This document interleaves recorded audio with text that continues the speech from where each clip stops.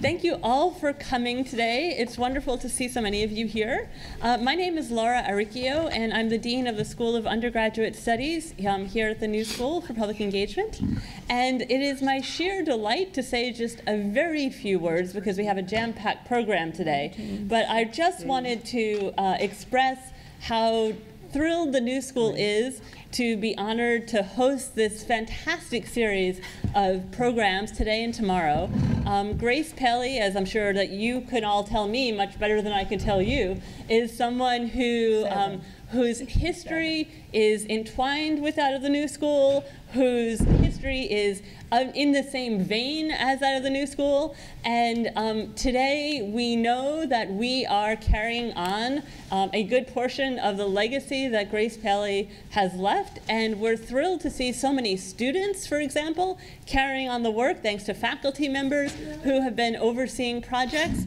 So thanks to this event, we really are seeing Grace Paley's legacy come to life for the New School.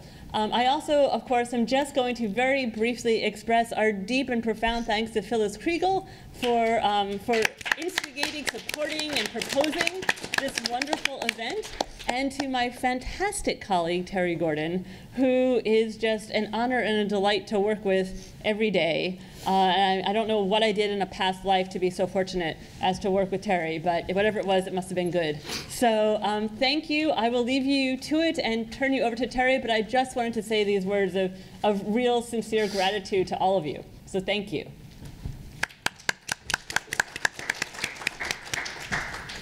Thank you, Laura. Welcome to the Grace Paley Symposium. As Laura just mentioned, I'm Terry Gordon. I'm the director of the Gender Studies program. This symposium looks to the past as well as the present.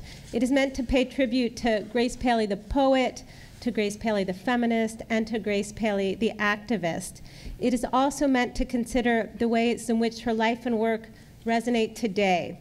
So to this end, we are delighted to present 3 creative New School student interventions: a panel of Paley-inspired fiction by Reggio Honors students, an exhibition of a Parsons class of 2015 Yearbox, and I'll say a few words about that in a moment, and dramatic readings of Paley's poetry and short stories by Eugene Lang Theater students.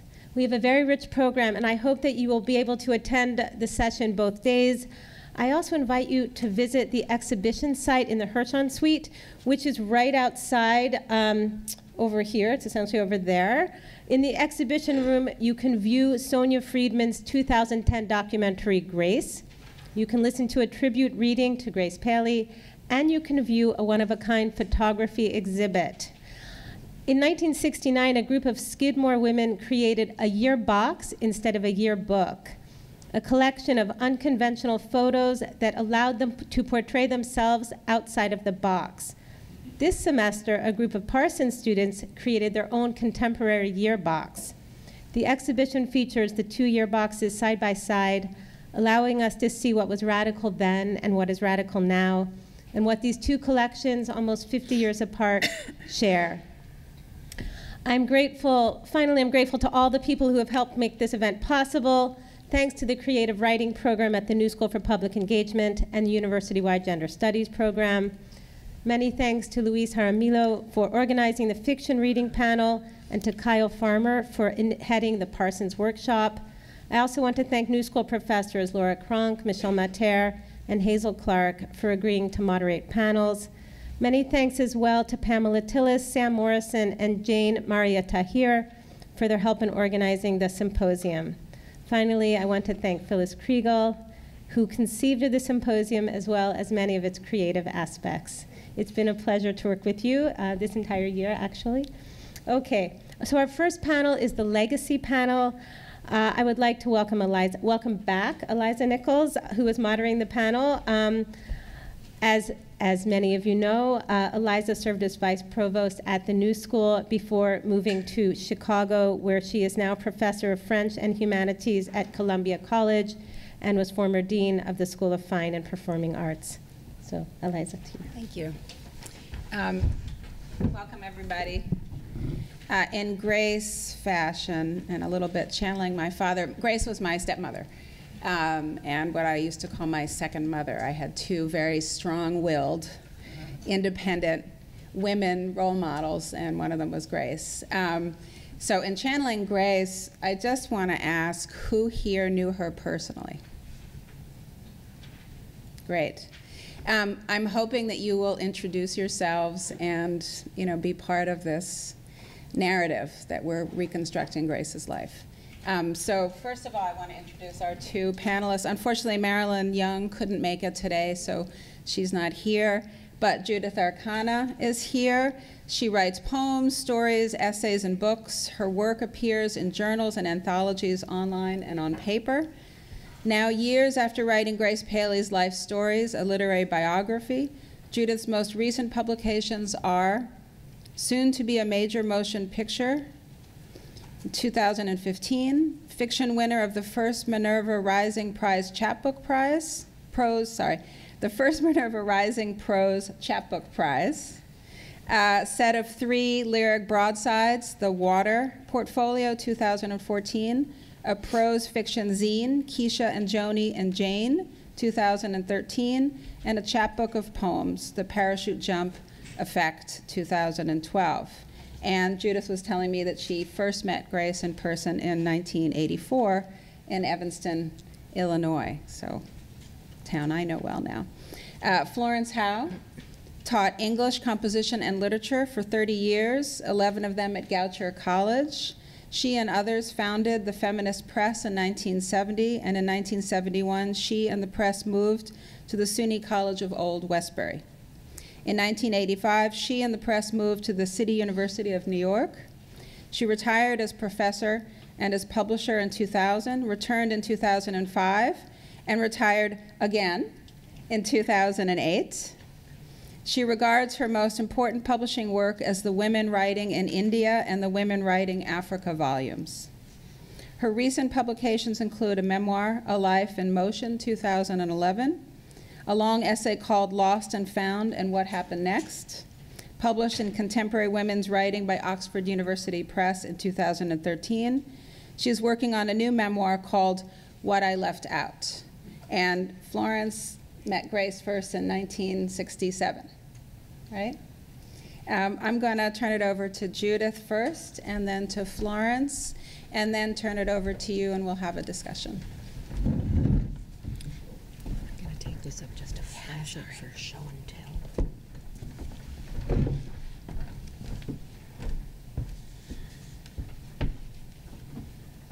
Morning.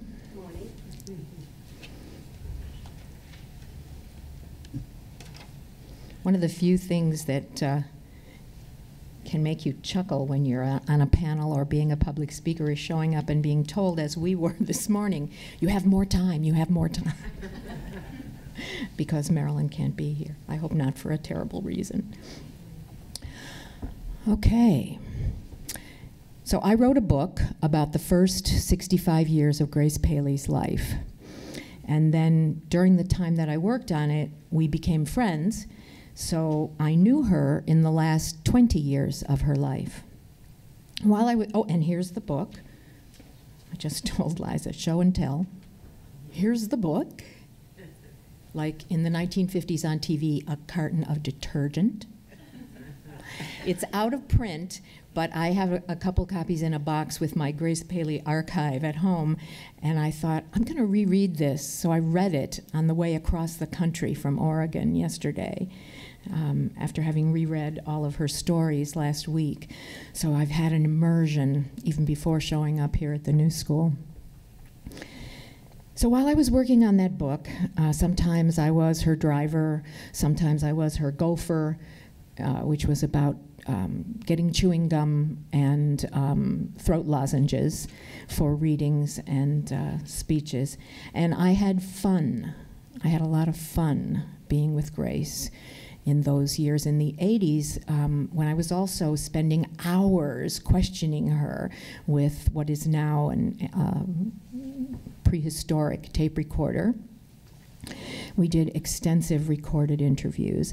And I learned a lot about what I most wanted to know, which was, how did she make her life? How did she combine political action and mothering and writing and public speaking and teaching? She had 20 years on me, essentially a generation ahead of me. I came up under her, so to speak, and as she said about Virginia Woolf, I wanted to see how she did it. My motives as a woman, a writer, a mother, and a politically minded citizen were pretty personal. Professionally speaking, as a writer, I wanted to use her experience to help me understand the intersections between the life and the work, the effect of the life, anybody's, in this case, Grace's, on the creation of the work, and then the effect of the work, once done and out in the world, on the living of the life. I knew that one of the central elements of any Paley prose text is the creation of a character who sparks in readers an acute sensation of present time reality through voice. Considerations of voice are, of course, always primary in Grace's work. While I was writing that book, I heard her voice and the voices of others who talked about her into my tape recorder, telling me stories about her life. And in new ways, because of this new context, I also heard the voices of her characters, excuse me, adjustment of the visual aids, telling me stories about their lives as I read her work over and over and over. I said in the book, this is what you asked me to do, Terry, to talk about this particular point. I said in the book that much of Grace's fiction is what literary critics and readers conventionally consider, quote, autobiographical, end quote. And that is, often the stories and characters appear to be drawn directly from the writer's own life. On the other hand, her work frequently includes apparent autobiography, which is either disproved by the facts of her life or straight up denied by her.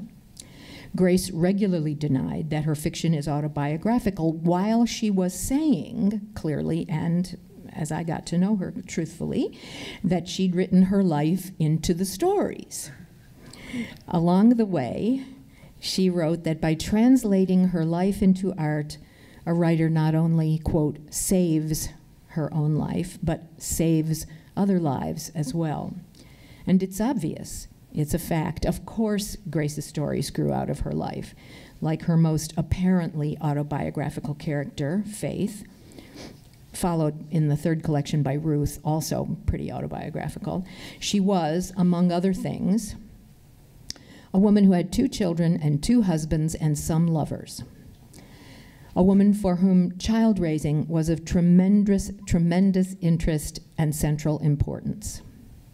A woman thinking seriously about her parents until late in life, primarily her father, although she did a major league switch up and brought her mother back, and in different ways in later years. A woman in a rich matrix of friendship with other women. A woman determinedly active in the politics of her time. And of course, a woman living in New York City through the middle of the 20th century. So we can see the relationship between the life and the texts by examining what, in the book, my book, I called transitional space, the specific set of personal, historical circumstances in which a writer chose to render a specific or actual boy or tree or woman or street into a story, and making them then fictional, no longer the actual boy or tree or woman or street, now the ones in fiction. The transitional space between the life and the work is the place and moment, I'm thinking, I'm saying, I'm asserting, in which the writer is the moment, the time and place in which a writer turns the stuff of life into the stuff of literature. And then I started to think it's a lot like spinning. You start with the raw wool. Give that woman some water. Oh, you've got water? It's yes? all right, I'm all right. Okay. You start with the raw wool and you spin it spinning the wheel and all, and then it's yarn. Or even like cooking. Let's say you start with raw kernels of corn and then you get polenta, which is a great gift, of course. Grace frequently insisted that the standard rule, write what you know, which is used by writing teachers the world round in various languages, is inadequate. She said instead that we write from what we know into what we don't know. You start where you are and you go where you've never been. Those are my words, but that's what she was talking about. That's what's going on with writers all the time. Even fantasists of the highest order, like her friend Ursula Le Guin. You start where you are, and what I'm thinking is, well, where else would you start? That's where you are. You can't start where you're not.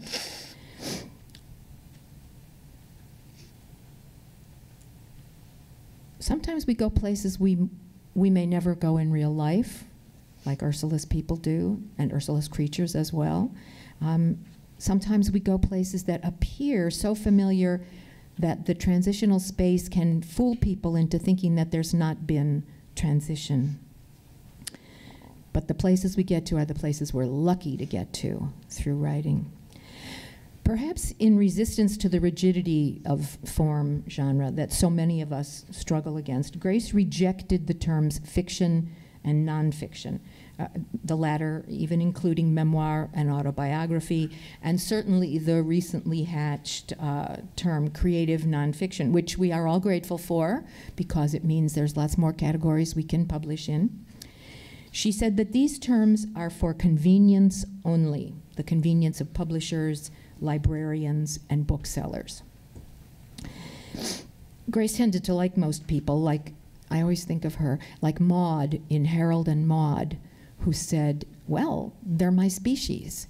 Grace was like that about people, so she was happy for the convenience of the librarians, the publishers, and the booksellers, but she said, it's just story.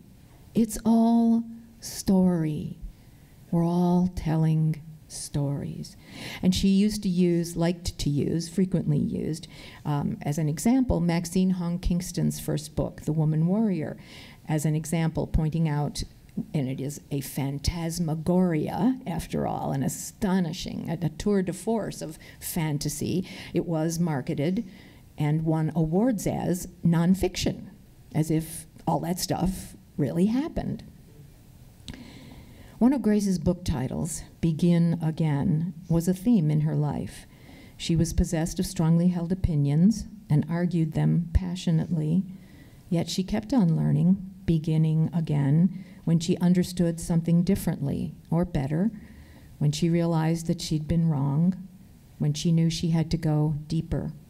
She ended her 3 story collections with stories that illustrated, each by way of a central female character, primary lessons. The first one, in Little Disturbances, about power and sex in relationships between women and men. The second, in Enormous Changes, about the relationships between black and white people in the United States. And the third, about relationships between lesbians and straight women, lessons learned at some cost to the ego, the pride, and the reputation of her characters, who are indeed rooted in the life of their author. Grace's overt politics began to come into her stories after the first collection was published. Look at the difference between the confrontations in those final stories in Enormous Changes and Later the Same Day, and the totally wacky surrealism in the concluding story, The Floating Truth, in Little Disturbances. Her consciousness had always been in the stories, but like so many writers in the USA, but nowhere else on this planet. Everybody else says, well, yeah, of course, but not here. Although it's changing, it's changing. She had omitted or blanketed her politics. And by the way, just as she credited her first husband, Jess Paley, with suggesting, urging, that she write those stories and get them published, she credited her second husband, Bob Nichols, with encouraging her to put the politics overtly, deliberately, and clearly into them. There had been truthful representations in the stories, of course, now that I've just reread them last week, I can say with conviction, you'd be hard-pressed to examine heterosexual relationships more truthfully and poignantly than Grace does in Little Disturbances, written in the 50s. But political thinking and political action, what I think of too as political analysis, were not yet overt in her stories. In later stories, we get stuff like this. Faith goes to the butcher and refuses to give him her order because he calls her young lady. Faith is sternly educated by Mrs. Luddy, who tells her, girl, you don't know nothing. And by Zagrowski, who has come to a new sensibility about race by having a black grandchild. Faith also hosts a visitor from the People's Republic of China, who talks shyly and truthfully with her about mothers, children, and husbands. And she is chastened fiercely by her dear friend Cassie for her neglect and exclusion of lesbians. And Cassie says these remarkable and wonderful words, I do not forgive you. So it's a lot heavier in the second two collections and gets heavier as it goes on. One outstanding example of Grace's own enormous changes, her beginning again, her evolution toward an embrace of what I'm calling overt politics in literature, is the altered conclusion of the story Faith in a Tree, which was originally published in a journal in 1967 called Faith, in a Tree, and then, of course, appeared in the collection in 1974. In the first version, it ends with Faith's kind of regret that a guy she's interested in having sex with is more interested in having sex with her friend Anna. But by the time it got into the collection, it ends with a demonstration against the American war in Vietnam and concludes specifically with the stated life-changing effect that that has on the character Faith. So I decided that after I did what Terry asked me to do, I was going to plug in a couple of odd bits, and now that we have these extra minutes, here they come.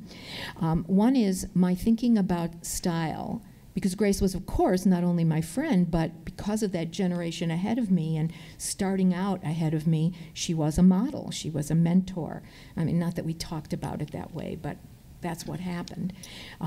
And so I paid attention to her style, which naturally developed over time. One of the things that really grabbed me was that after a while she stopped using quotation marks on dialogue. Just stopped, dropped them. And I thought, what? And then after a while I really got into it. And now there's not a quotation mark on dialogue to be found in anything I've written in the last many years, thanks to Grace.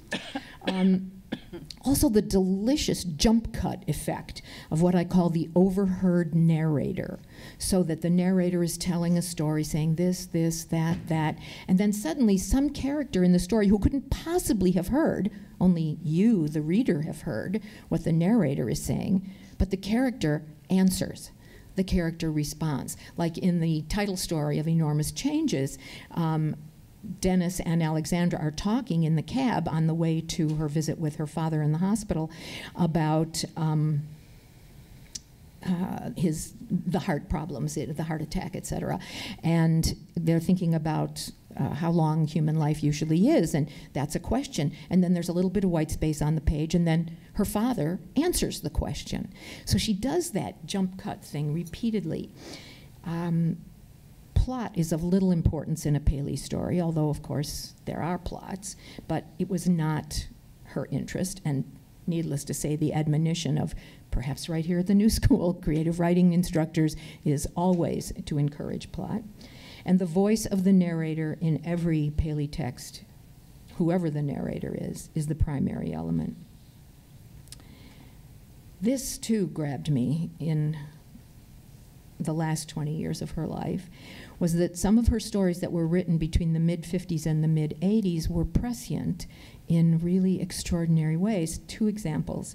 She wrote years ago about an old woman who became, quote, interested in her own courage, end quote.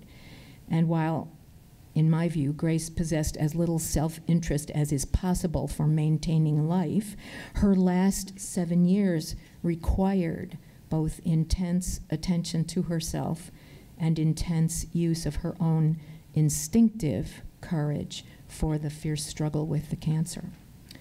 Also, she wrote years and years ago, stories in which black and brown infants and children are catalysts for anti-racism in her white characters and in their milieu, most notably Zagrowski. And she couldn't have known then that 2 of her own grandchildren would be those children. It's extraordinary. I also found when I was going through my Grace Paley stuff, which I have boxes of, 2 things. In 1963, Saul Bellow edited a collection of great Jewish short stories. He included one woman. I don't know how he even managed to do that. And it was Grace, with the story Goodbye and Good Luck. Then John Updike edited Best American Short Stories of the 20th Century. There are 55 stories. 25 of them are by women, which is amazing. Not one of them is by Grace. Okay, Updike. And then I'm going to close my bit here before we all talk after Florence. 2 views of Grace Paley by 2 poets. 1, because it's National Poetry Month, and 2, because Grace, as many of you probably know, from the start, from the jump, from high school, maybe even earlier, wanted to be a poet. That was her first thought when she thought about being a writer. This one is by Toy Derricotte. It's called Grace Paley Reading. Finally, the audience gets restless, and they send me to hunt for Grace. I find her backing out of the bathroom, bending over, wiping up her footprints as she goes with a little sheet of toilet paper, explaining, in some places, after the lady mops, the bosses come to check on her. I just don't want them to think she didn't do her job. That's Toy Derricotte's poem. More recently, I found this one by John Scoyles. It's called Grace Paley. At Sarah Lawrence, a student gripes that each morning when she tries to write, nothing happens. She sits and files her nails, sips more coffee, types a bit, gets up to spray her failing plants. Grace, she asks in front of the class, can you help? Grace, her gray hair in a bun, wearing a floral dress and cracking gum, puts her hands on her knees, leans toward the woman and says, maybe you're just not a writer. She looks around the room. Maybe she's just not a writer, she repeats. Nothing wrong with that. A great set, no? By Derricotte and Scoyles. Thanks, folks.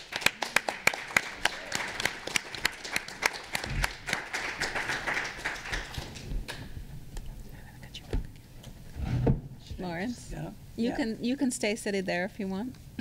I think I long as speak people better can when hear. I stand. So I'm going to stand. I don't know if the mics are on here.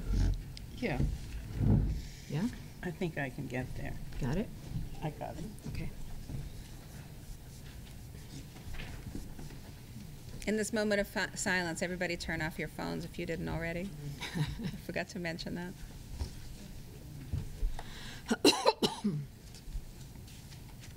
Well, what's so wonderful is that I'm going to talk mainly about the poetry. So we really fit. Yeah. My paper is called Publishing Grace Paley, meaning from Grace's point of view and mine.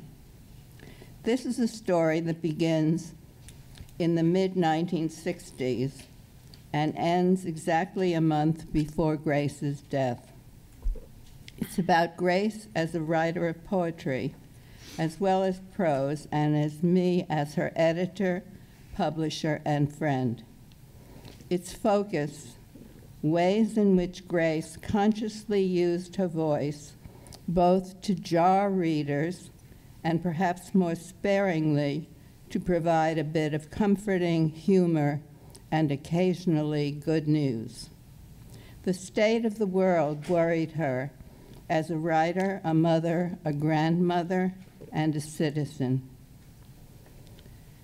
In the summer of 1967, I worked for and was one of the founders of the Committee to Resist Illegitimate Authority, known as RESIST, and based on the example of the French committee that worked to free Algeria from French rule.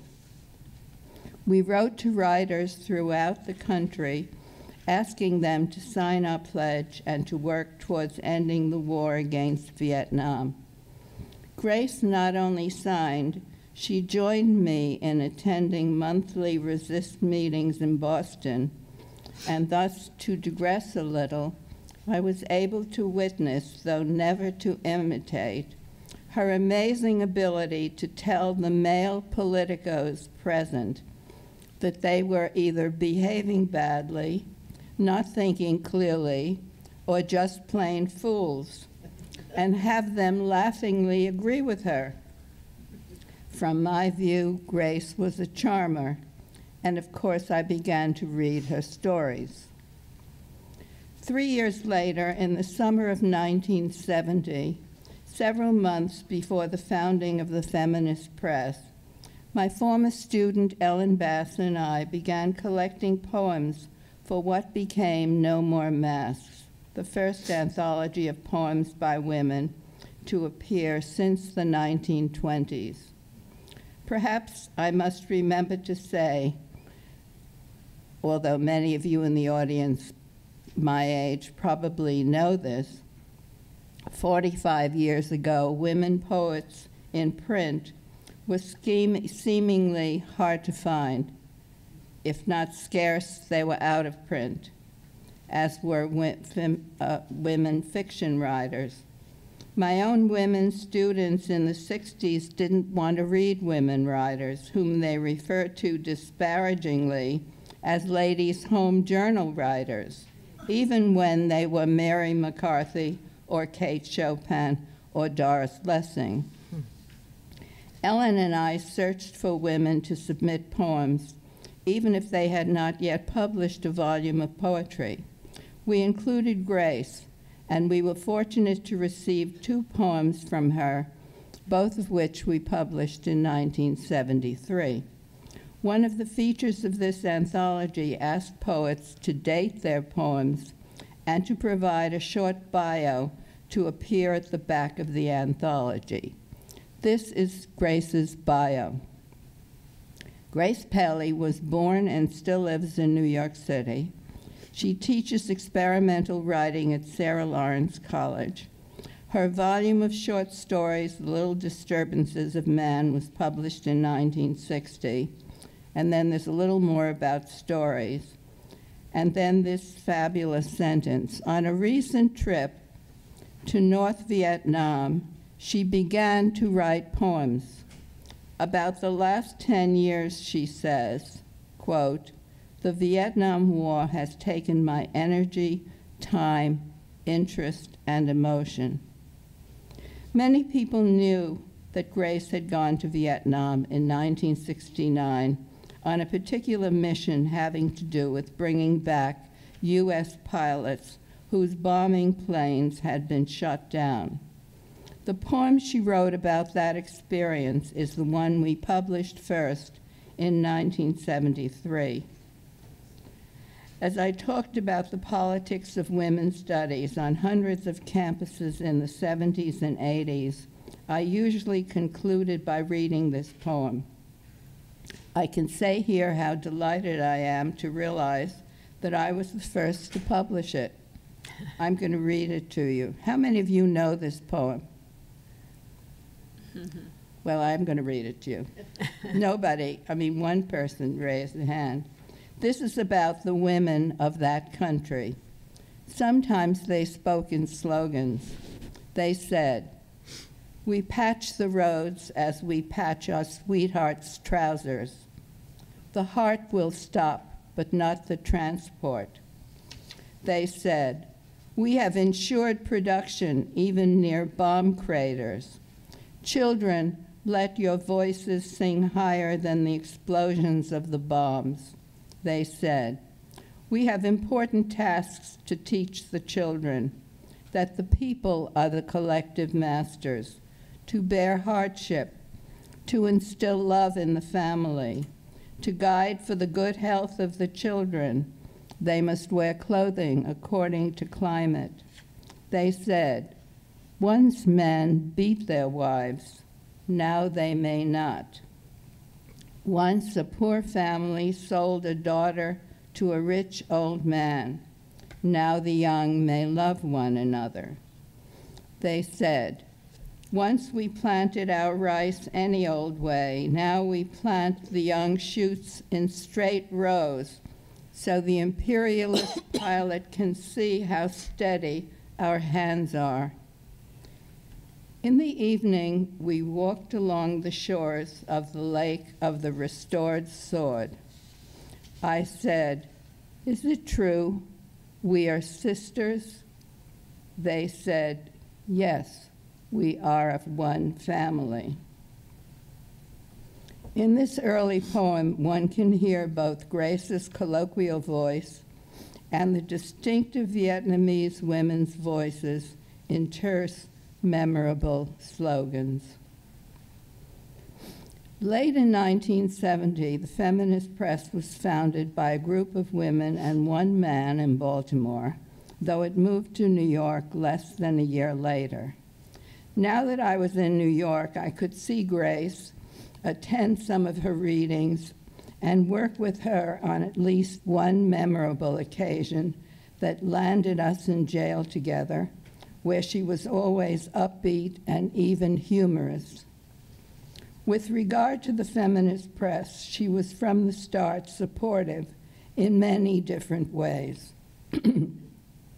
She signed fundraising letters, came to fundraising events, and spoke on our behalf, always emphasizing our mission, saying that the restoration of lost women writers was important educationally and politically, both to women and men. Grace also helped the feminist press's international mission, first by writing a foreword to Apples from the Desert, a volume of stories by Savion Liebrecht, an important Israeli fiction writer, and then by connecting us to Lady Barton and the Distinguished Women's Press of Vietnam. With this press, 10 years older than the feminist press, we co-published in 2007 a large bilingual volume of Vietnamese women's poetry. Organized and edited by Lady Barton, the volume includes a foreword by Grace, who read the volume in manuscript since it came out the year she died. When I went to Vietnam in 2011, I was introduced as Grace's friend and publisher and presented in a loving ceremony with a volume of Grace's fiction in Vietnamese, which that press had published. And the volume was signed by the publisher and everybody else who'd worked on Grace's volume. That was in 2011. In 1985, Grace published a volume of poems with Granite Press.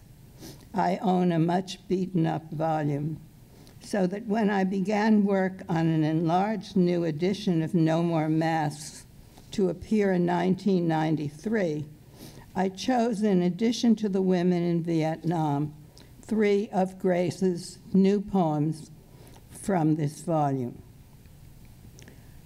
Although I could not have known it then, my choice reflects the political modes of Grace's poetry. One of these is a concern for the planet's health and the health of grandchildren, both at home and in the world. Here is the last stanza of a poem called The Sad Children's Song. The world is a wreck, said the children when they came home with their children. There are bombs all over the place. There's no water. The fields are all poisoned. Why did you leave things like this? Where can we go, said the children. What can we say to our children? The poem on Mother's Day, like some of Grace's stories about the New York neighborhood in which she lived for many years, represents her special form of what I call bizarre hilarity, which appears often in her fiction, in some ways less often in her poetry.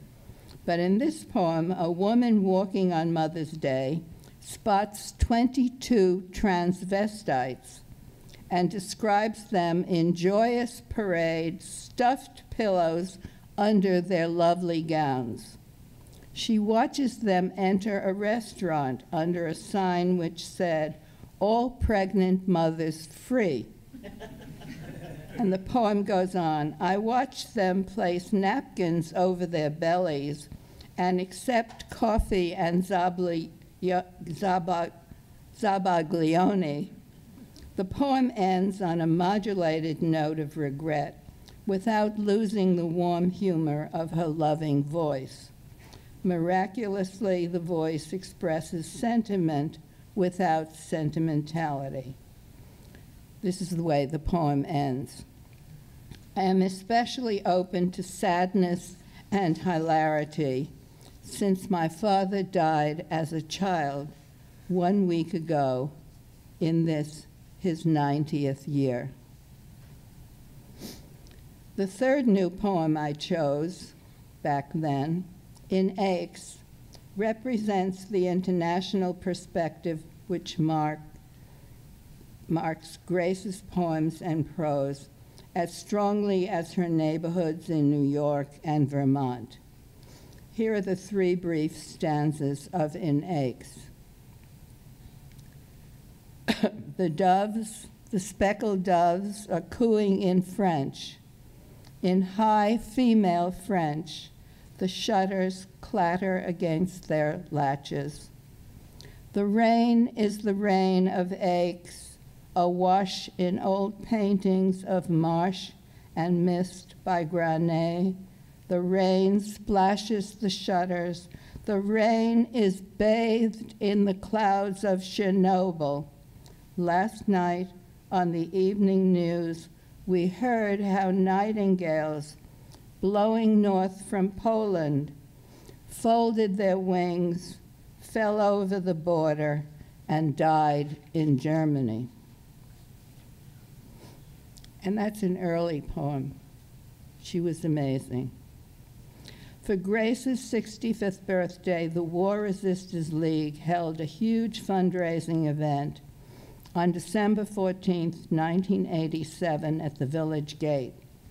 They also produced a unique program and bound 74 pink pages in a blue cover on which there are 2 words, climbing fences, and a photograph of Grace Paley doing just that at the top of a steel mesh fence.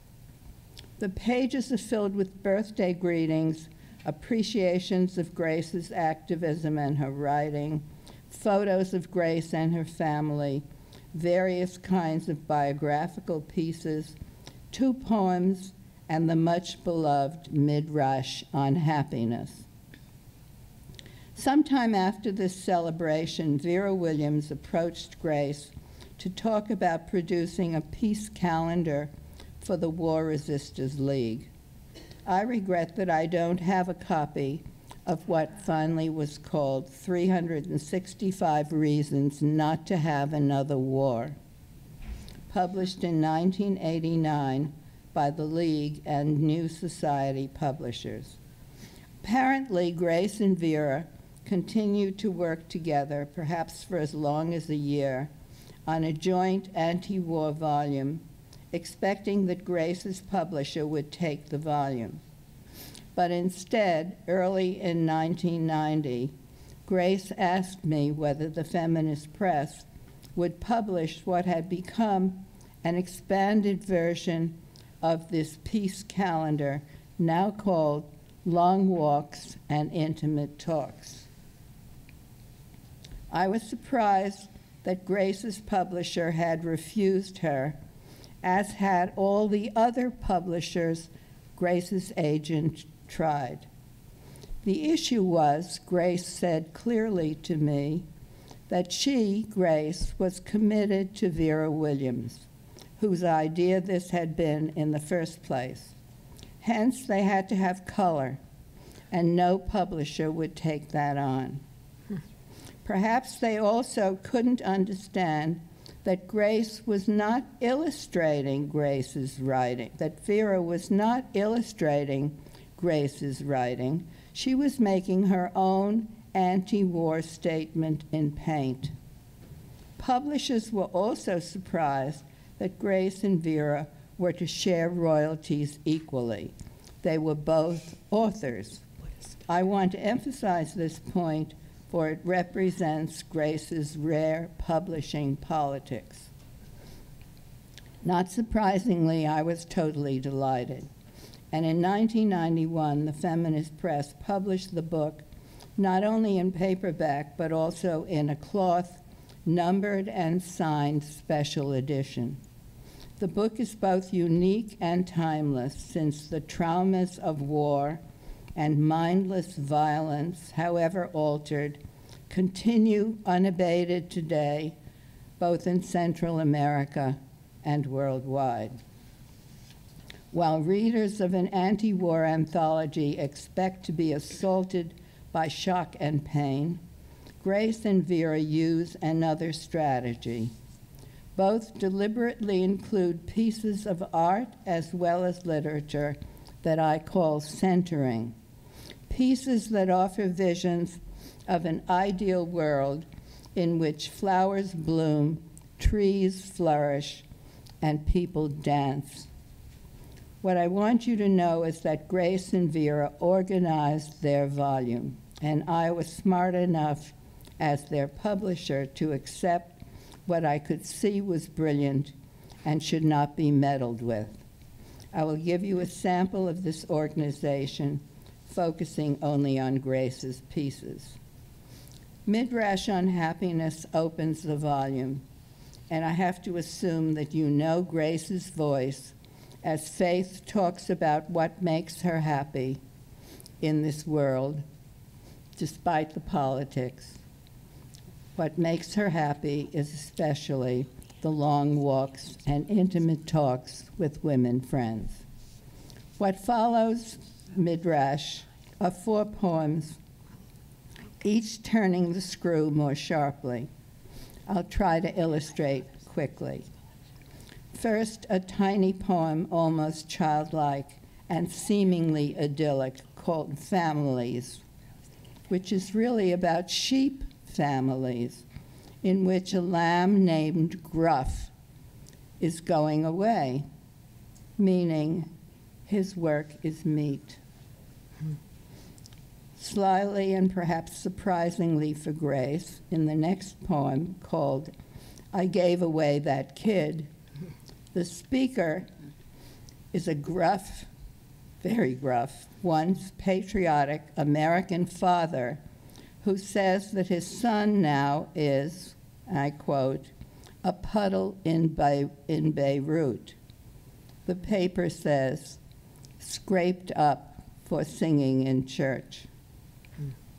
The refrain of the father's voice continues through several stanzas.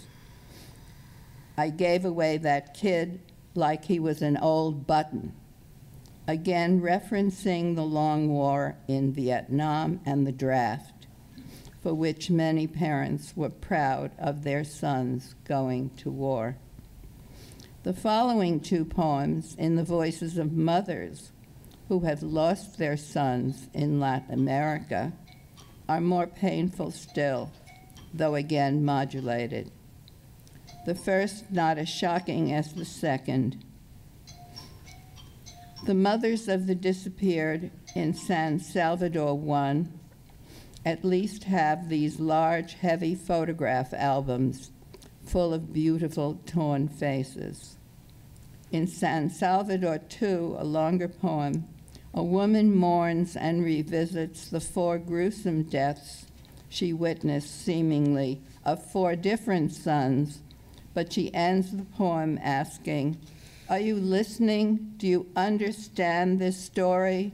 There was only one child, one boy. Like Mary, I had only one son. What follows these harsh anti-war poems is a cheerful bit of autobiography. This is what I call the centering. The autobiography is called Conversations. Grace liked that title and distributed it liberally. In Grace's voice, it's really a piece of autobiography describing her visit with Bob to his ill and failing mother in Florida. One evening at supper, Grace says, she asked me about women's lib. She and her best friend, also very sick, had been talking about it. What was it like? Did it mean there would be women lawyers? Would they work for women? And would women get the same pay? Other questions continue the conversation, including Grace's strongly expressed view of not wanting a piece of the men's pie. The next morning, Bob's mother surprises them by coming down to breakfast to say, quote, "You know, I was up all night thinking about you, and especially those young women. I couldn't stop thinking about what wonderful lives they're going to have." Long Walks and Intimate Talks appeared in 1991. I retired as director-publisher in 2000, but returned in 2005 at the request of the Feminist Press Board. I had long been imagining a new series of small books, like the idea of the press in the first place back in 1970. But these would contain fiction by two esteemed writers, one male, one female. Without fanfare, such books would simply announce themselves as what I call 2 by 2. No politicking, no charges of discrimination. Instead, books that took for granted the kind of pairing I had in mind, male and female authors, a pairing of equals. The first 2 living female authors I wanted to begin the series with were Grace Paley and Tilly Olson. And in 2007, before her death, Grace could hold in her hand one of these first books. I told her that I hoped these small books would be used in the classroom so that students might grow accustomed to the idea of equality as normal, without labels or preaching. After 40 years of crying sexism, I wanted to see female and male writers sharing the same space, perhaps speaking differently on the same themes. The series began with Tilly Olson's Tell Me a Riddle, paired with Tolstoy's The Death of Ivan Ilyich. Other volumes paired Edith Wharton and Henry James, Lu Xun with Ding Ling, Bessie Head with Ngugi wa Thiong'o, Willa Cather, and Gustave Flaubert. For Grace, I wanted something else, for several reasons. Yes, I wanted to give a present to Grace. And yes, I thought it was suitable to team Grace with Bob Nichols, her husband. And I wanted Marianne Hirsch, the distinguished professor at Columbia and major figure at the MLA, to write the introduction. To do this, she spent considerable time with Grace and Bob, talking about their lives, their passions, and discussing which of their work to include. I came into the discussion especially to agree that this volume, unlike other volumes, would include both poetry and prose. What made the volume especially precious to me was that Grace could hold it in her hand since it appeared the year she died. I am going to end. She told me she was pleased, and now I want to include by noting that Grace chose to include 2 love poems to Bob and to end with 2 poems about aging, one of which clearly presages her own death. If there's time, I'll close by reading these 2. Yes. Okay. The poem called Here, which is one half of the title they gave to their volume. It's called Here and Somewhere Else, making clear in a phrase their presence and their moral commitment to the world, just as this poem does. This is the love. There's another love poem, but I chose this one, and you'll see why. Here I am in the garden laughing, an old woman with heavy breasts and a nicely mapped face. How did this happen? Well, that's who I wanted to be. At last, a woman in the old style, sitting stout thighs apart under a big skirt, grandchild sliding on off my lap, a pleasant summer perspiration. That's my old man across the yard. He's talking to the meter reader. He's telling him the world's sad story, how electricity is oil or uranium, and so forth. I tell my grandson, run over to your grandpa, ask him to sit beside me for a minute. I am suddenly exhausted by my desire to kiss his sweet, explaining lips. I love that poem more each time I look at it. Walking in the Woods ends Grace's half of the volume. The poem reminds me today of how ill I found Grace when I visited her a month before her death. But it has something of Grace's indomitable side in it as well. Walking in the woods. That's when I saw the old maple, a couple of its thick arms cracked, one arm reclining half rotted into earth, black with the delicious hospitality of rot to the littlest creatures. The tree not really dying, living less widely, green head high above the other leaf-crowded trees. A terrible stretch to sun just to stay alive. But if you've liked life, you do it. I, for one, now in the second half of my 80s, appreciate that poem personally. And perhaps it's time to say a few words about the kinds of poem Grace writes.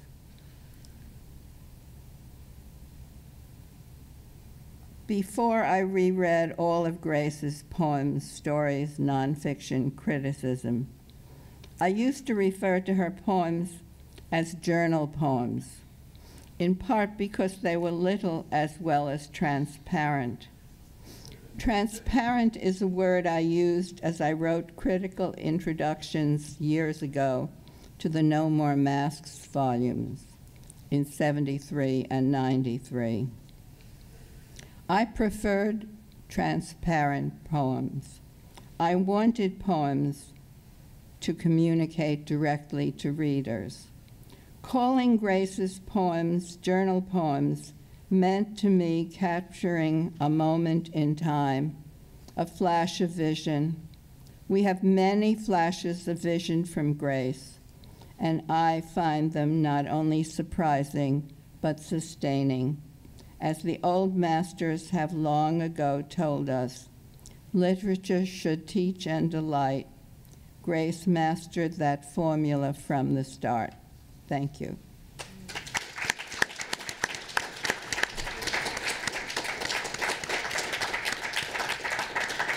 Both of these books are for sale outside. There are young people from Feminist Press who brought a few copies. I should sell my little stuff. Yes.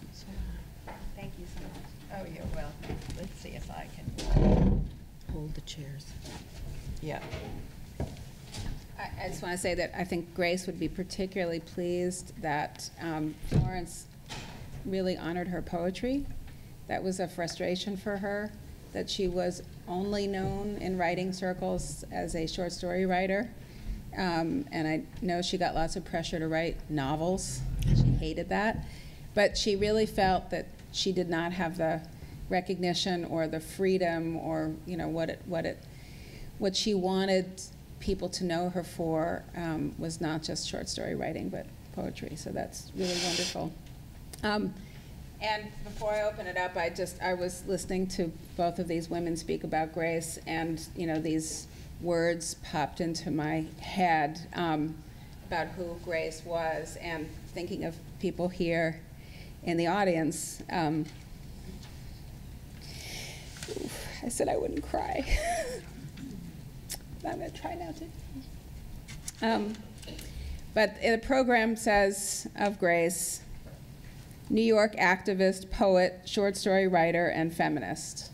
She was definitely all of those things. And you know, if you know her, that she was a mother, a grandmother, a friend, a fighter, a lover, a mentor, and a publisher. And I say that because she was so fierce in her love of writing and justice and friendship, that she was incredibly faithful, as Florence, you showed that story about Vera Williams. Yes. Who went on to write, to do a wonderful children's book and won the Caldecott Prize for that book. And Grace was a huge supporter of hers, and Vera was a huge supporter of Grace's. But I think there are many of you here who were touched by Grace and who know that she was these things to you. And so I'm hoping we'll talk about that a little bit today. So I'm going to open it up. I know she wouldn't mind that I'm crying, but I mind that I'm crying. And I know that you probably have questions for our panelists, but also have stories of your own. So I wanted to say that we do have microphones on either side, but we also can bring the microphones to you. And I think we'll just start by opening up for questions or comments, and anybody who feels moved to speak first.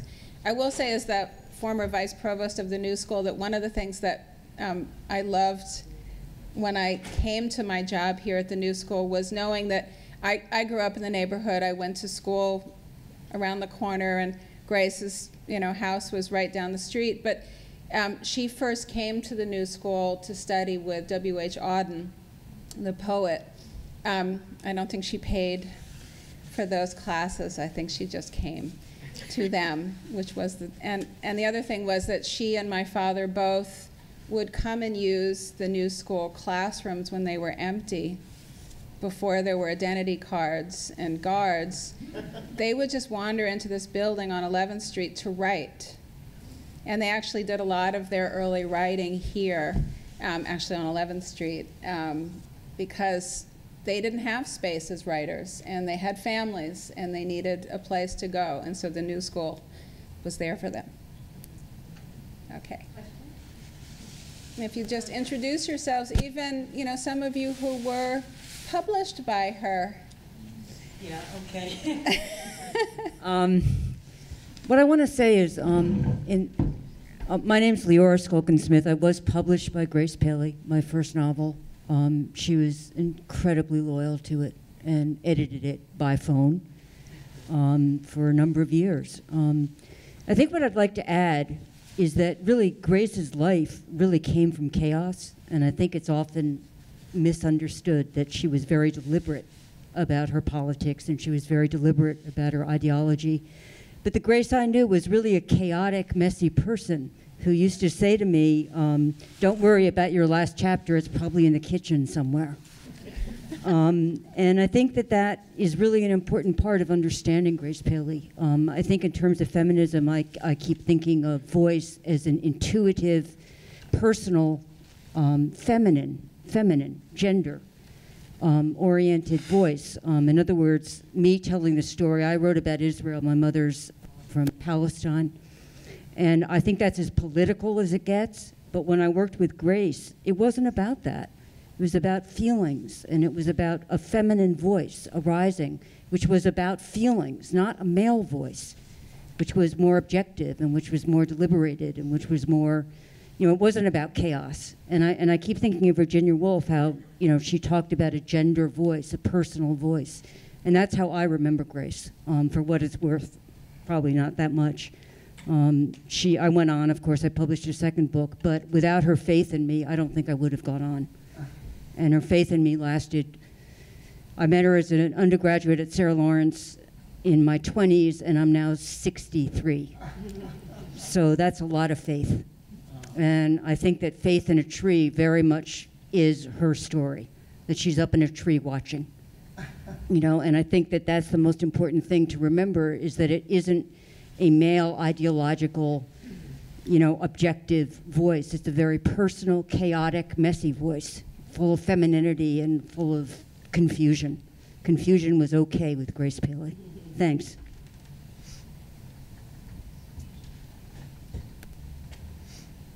Hi, oh, okay. Can you hear me? Usually everybody can. I'm Connie Gemson. I didn't know Grace Paley, but I've used her work in terms of teaching writing classes.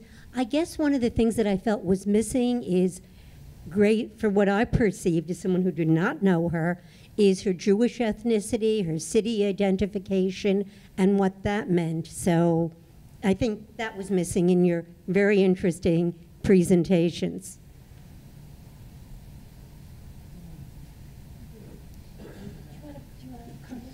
As a biographer, do you want? Are these, yeah, okay, we're wired, Florence. Back a little bit. Sort of like singing in the dark club. Well, I would never leave that out. We had assignments here, and we're only a small group, so what do you want,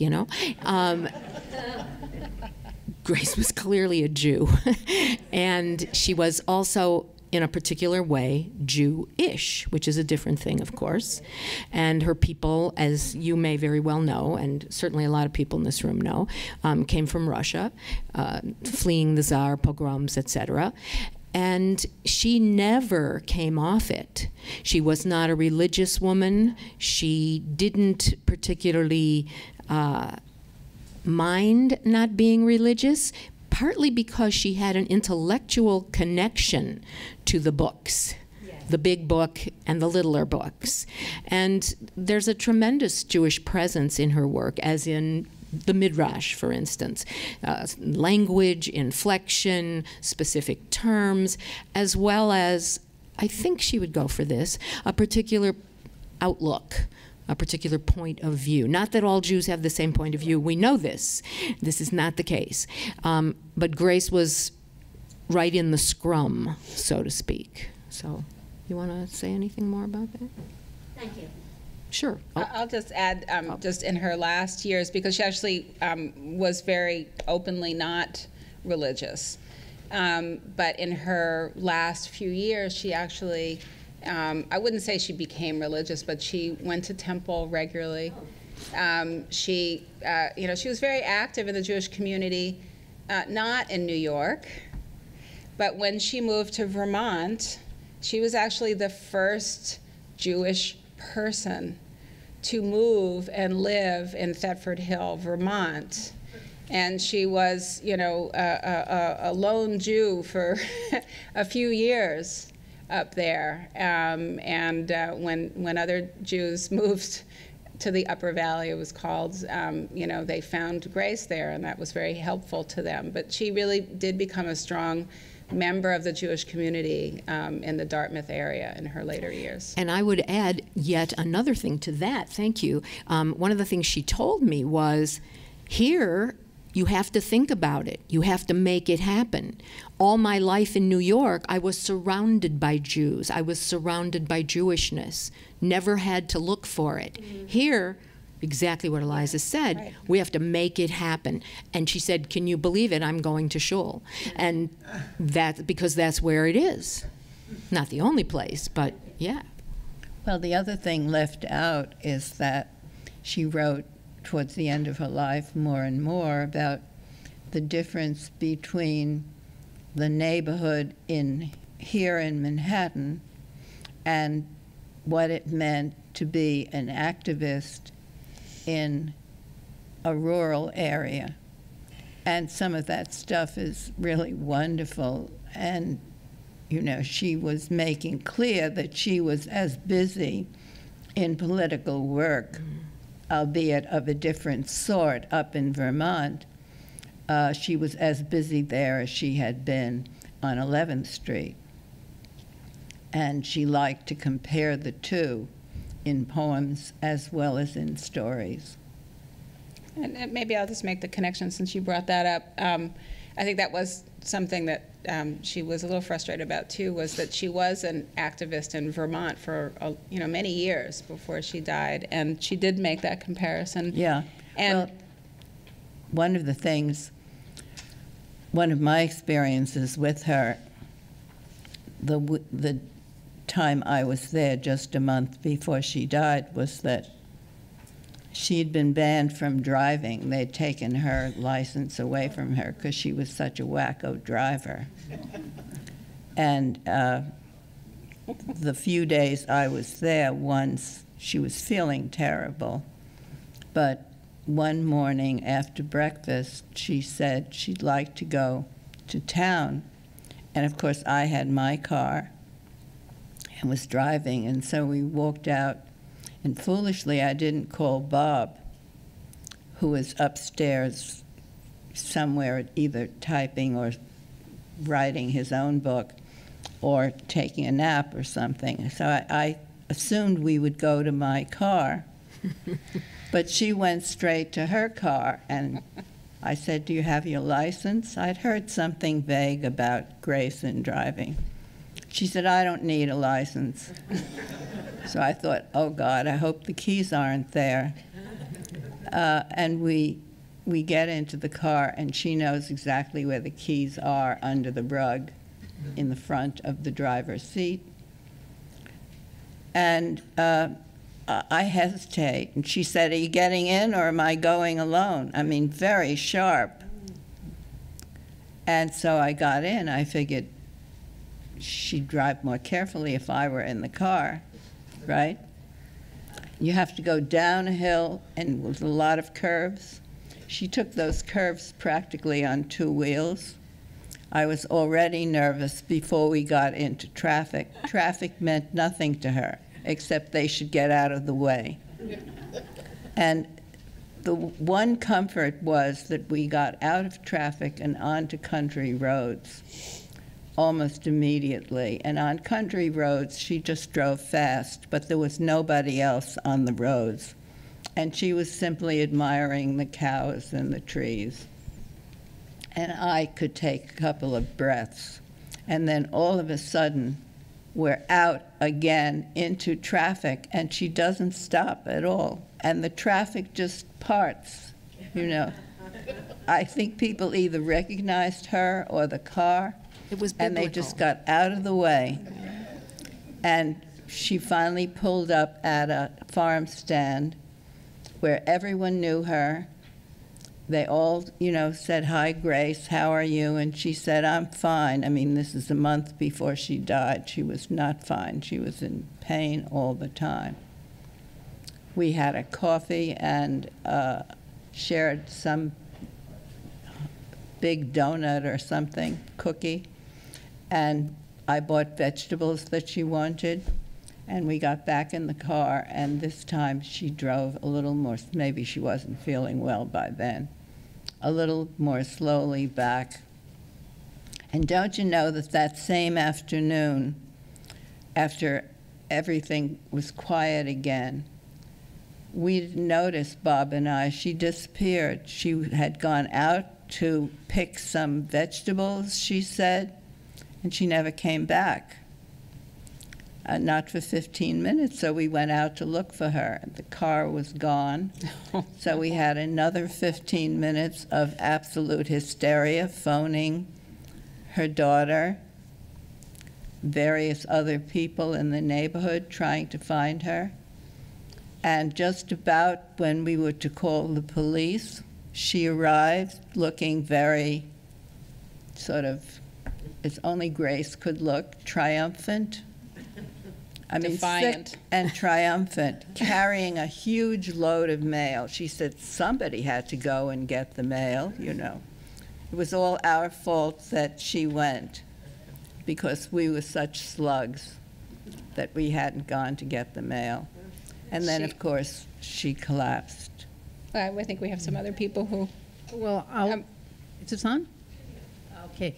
I'll just share with you the way I met Grace Paley. I was 19. I was graduating. Your name? I'm Carmen Mason. I go to the new school, the IRP.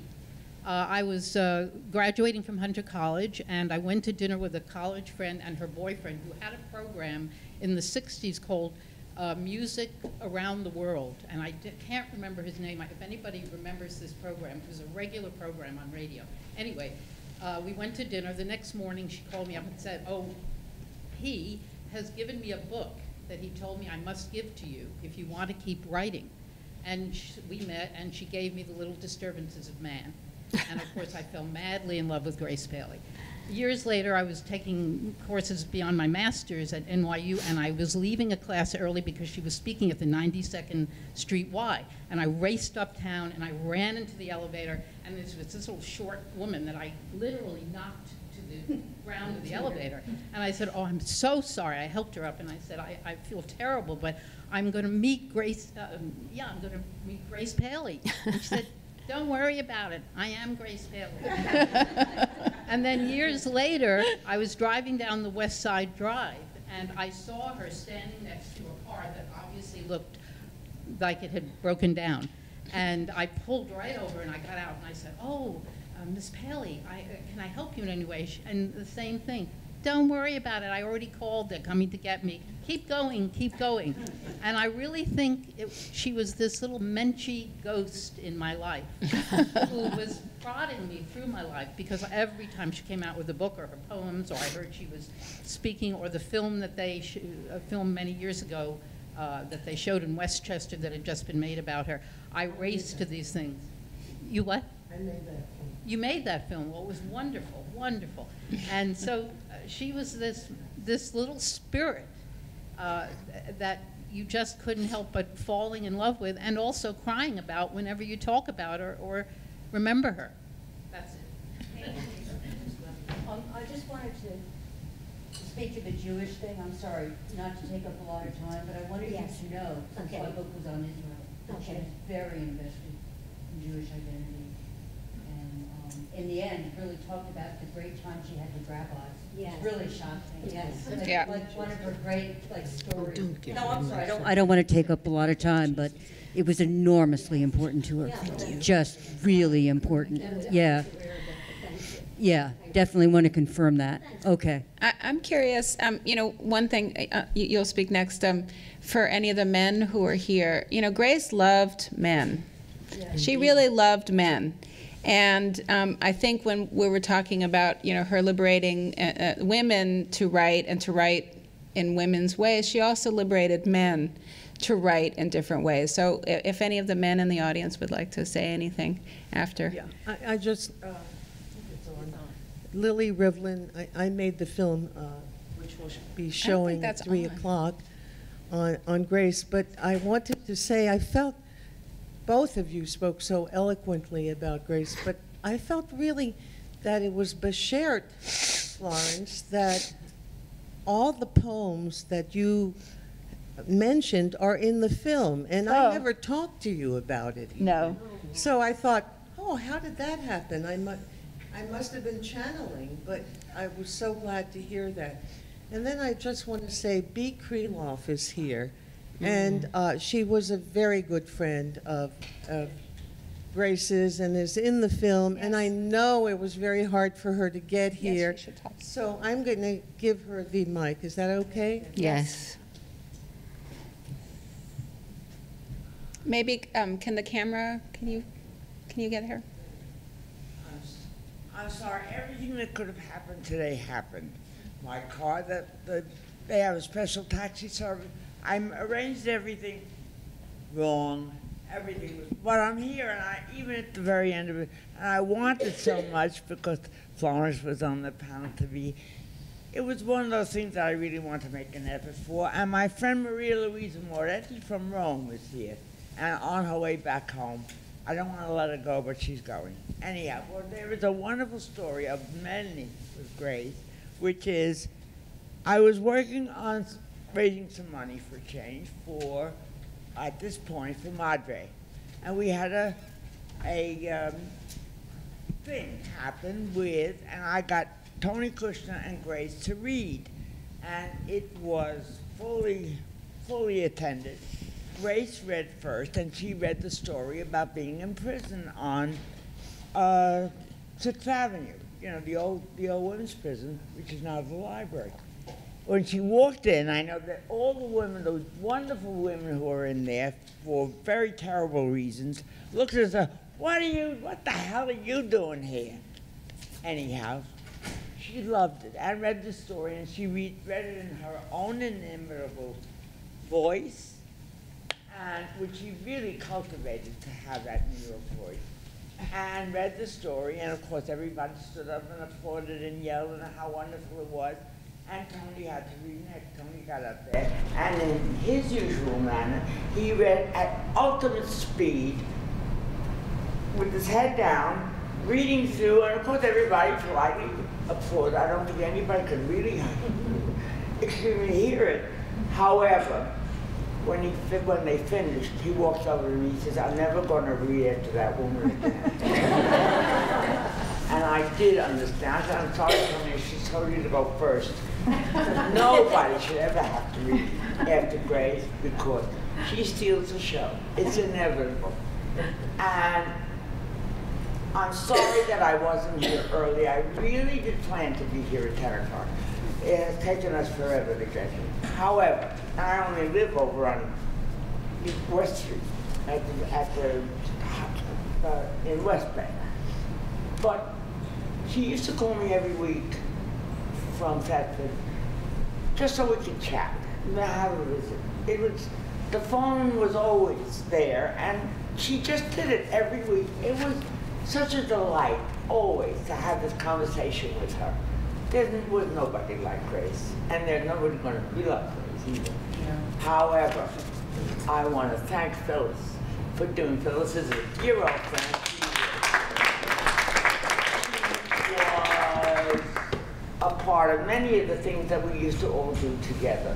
I mean, I used to stand with Grace on the corner of 6th Avenue and Greenwich Street, Greenwich Avenue, hollering about not going into the war. But it was a privilege, you know, certainly an honor. And I think Phyllis doing this is, I'm very moved.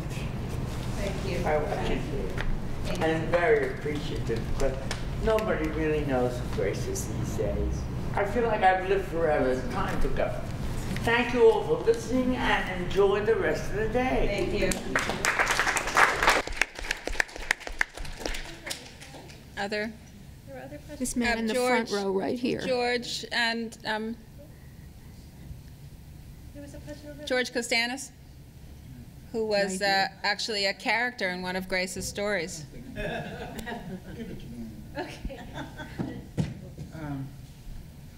God, I'm glad I'm here. I'm also a little worried about that. I'm a little worried. Is that all right now? Yeah. Well, I don't want to have. Yeah, is this all right now? Yeah. Yeah. No, closer. Hold it closer, George. All right. Is that all right now? Yes. Brief, though. I've known him since I was born, so. Oh, you can say anything then. Okay. I'm so glad to be here. I'm so glad we're all here. I'm very happy about it, but I'm also very worried. Louder, please. I'm very worried also. Because actually, when I heard about the symposium, which is what, yesterday, right? I was glad to hear about it. And I was glad to hear about it because Grace, kind of a celebration of Grace. People, all the people here, believe me, I know, feel exactly the same way I feel. Everybody's saying the same thing.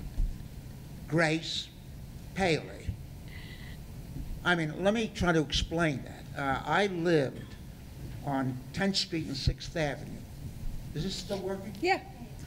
I worked on I lived on 10th Street and 6th Avenue for 50 years. Make it better, make it right, 40 years. And she lived around the corner on 11th Street. And of course, she actually married one of my best friends. And actually, I met her independently in 1958 or 59 in an organization called SANE, or a Committee for a Sane Nuclear Policy. I never did anything political in my life. I was only interested in baseball and stickball. And I got married and I had 3 children right away. And suddenly there were bombers going across the North Pole, facing each other every day with these big bombs. It was crazy. And we had an organization called SANE, because that was insane. And we made a point of it. I didn't know anything like that. I didn't go to any meetings or anything like that. I never went to, I once went in, when I was a teenager, to a communist party dance because I felt I could make out with the girls easier. And that actually kept me out of the service. Because I got a reputation of being a red and going to one dance. But at any rate, I don't know why I said that. At any rate, I met her as SANE. And of course, she was really, she was me. Because what she was a street person. And what I was, and what Brooklyn was during the Depression, was a street place. Everything happened on the street. And with her, because I'm now, for 40 years, look at me, I'm looking out on 6th Avenue every day. So maybe 3 times a week, if you take it by 40, how many weeks, that's several hundred times. I'm watching, and not only that, I'm meeting her too. You meet her on the street, and she says, "Hello, George." "Hello, George." She's nothing. She's an author. She's worldwide known. "Hello, George." I often wondered, I mean, I have to talk to some of the people here, but you're going to college, you've done well in school, now you're new, you're bright, you're young, you have aspirations, and you don't know what course to take. And there's a course in writing by someone called Grace Paley. And should I take that course, or should I take the course? And you get into that course, and in comes Grace Paley. All right, you can see now how she walks, whatever she's carrying, and she puts down her books, and she says, "Hello, class." One of the things about Grace, because she's not a dumb woman, I have to give this up. Just cut it short. One more minute? And 1 more minute. Anyway, I often wondered, I'll finish this particular thing, I could really talk for 2 hours. I know you could. Hence the warning. I often wondered what a student felt when they met her, because she had no pose or anything like that. She was totally real. I'm hoping maybe someone here will answer that question. At any rate, George, do you remember the story that she wrote about you? Oh yeah, she made me famous. She wrote a story, the name of it was, because of an incident that happened, she wrote about that incident. And the title of the story is, this is a story. Louder, please. This is a story about my friend George, the toy maker. This is a story about my friend George, the toy maker. And we'll stop there. I don't even know the name of it. No, you did. That was it. But it's a wonderful story, and George is a wonderful toy maker and also a longtime resident of this neighborhood. But And questions or comments? People who haven't spoken? people haven't spoken. Where did Grace Paley teach writing? Sarah Lawrence for 20 years. 22, and also several other places. She was a visiting prof in many, many places, and here in the city, she taught a little here, she taught a little there, Columbia, NYU, her base, the longest, obviously, the place where she was for a while, full-time. And so that I think so that Nora could get free tuition, and then went back to part-time with Sarah Lawrence. She loved Sarah Lawrence. At the back of her prose collection, what's the name of that prose collection? Just As I Thought. Just As I Thought. She has a few pieces about teaching and writing, about teaching, writing, and about writing. And they're well worth looking at. Okay, I'm Phyllis Kriegel, and I met Grace in the late 60s at Sarah Lawrence when I was a returning student and would hang out with the grown-ups because I was not undergraduate age. I was 39. And then I became the editor of New Directions for Women, which was a feminist publication. I remember. And Grace was so generous. I would call her and say, Grace, we want to publish such and such a piece. You know, we can't pay. Whatever you want, darling, was the comment that I got. And it was this wonderful generosity of sharing what she had done to those of us who were eager to print her whenever we could. And the other story was there was the Big Pen Conference when the women were trying to take things away from Norman Mailer. And there was it was a big conference that I think made the New York Times, but I wanted to get Grace's version, and she said, darling, I can't do it, I'm too busy. But why don't you call Joyce Johnson, who was a wonderful writer, did the story of the conference, and we got the picture of Grace that was taken at the table, and that was on our front page. It was great. I'm just so delighted. Yeah, it was wonderful. Grace I wanted her name to be rooted about the village so all the young people can know. Well, it's wonderful that the Parsons students and the creative writing students are going to take that on, and maybe you want to talk a little bit about that. I'll have my closing remarks are simply that, you know, what I hope we'll all take away is that, and what I certainly took away as somebody who knew Grace for a long time was she gives us permission to just live our lives and to not be single purpose people, to be whole people, to not care more about work than family, to not care more about work than politics, to not care more about work than friends and what's going on in your lives and in your world. And, you know, I think that's what she should be admired for, and maybe why she's so loved, because she was a whole person and she empowered people to feel that way and to be proud just to be human beings and not have to be something single, you know, but to be multiple. A footnote, Lily's movie, which is showing this afternoon in this room, has a good chunk of the Mailer debacle.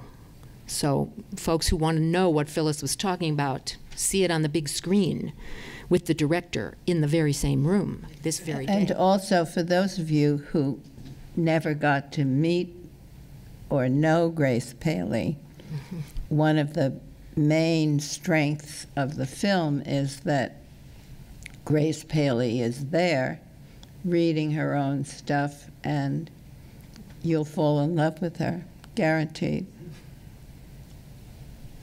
I wanted to say this before, but at my age, 89, I forget a lot. But the thing she taught in Assisi, Italy.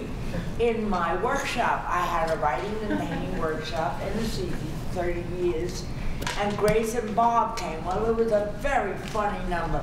They thought that I had invited both of them because of Bob, that I wanted Bob to be there. And no, I invited him because I knew Bob would love it. And sure enough, everybody thought he was a star. She had a great time. She carried around a little plastic bag with her things. And she, of course, taught. She taught at the workshop. It was very funny because Bob was there with those, those of you who knew what he looked like, Il Professore, they thought he was the star of the show. And she loved it because she always felt that people were always looking at her and never at Bob, and listening to her and never at Bob. In a way, she was trying to push him in front, but she taught in Assisi, Italy. That was one of the other places. I want to thank our panelists, Judith Arcana, Florence Howard, Eliza Nichols, as well as you for doing such a beautiful job of bringing the spirit of Grace Paley to life today.